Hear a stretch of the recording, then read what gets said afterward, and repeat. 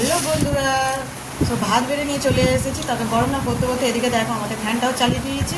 তো আমাদের কী রান্না হয়েছে চলো আজকে তোমাদের দেখায়। আগে প্রথমে তো কলা ভেজেছি আজকে। তা কলা ভাজা কোনো ঝাল দিইনি, হলুদ দিয়ে ভাজা করেছি মেয়ে যাতে খেতে পারে। আর করেছি শাক ভাজা, শুকনো লঙ্কা দিয়ে কাঁচা লঙ্কা দিয়ে শাক ভাজা করেছি। আর করেছি দেখো ডাঁটা দিয়ে বেগুন দিয়ে আলু দিয়ে টমেটো দিয়ে নিরামিষ তরকারি করেছি, ডাঁটা বেগুন আলু দিয়ে একটা ঝোল করেছি। কলা ভাজাটা যে প্রথমে খাওয়া হচ্ছে। আজ নিরামিষ, শনিবার বলে নিরামিষ করি, যতটা পারি চেষ্টা করি শনিবার করে নিরামিষ খাওয়ার। তো মেয়ে কলা ভাজা দিয়েছি, ও খেতে ভালোবাসে কলা ভাজা আলু ভাজা। শাক ভাজাতে আছে দু রকম শাক, এক আছে বর্মা শাক আছে আর একটা কলমি শাক আছে, দু রকম শাক শাক ভাজা করেছি।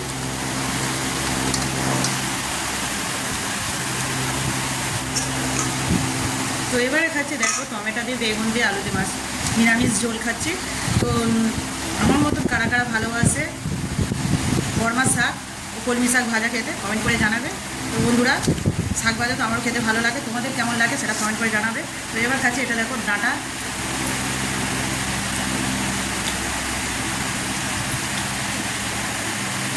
বন্ধুরা পরের ভিডিওতে দেখা হবে, টাটা।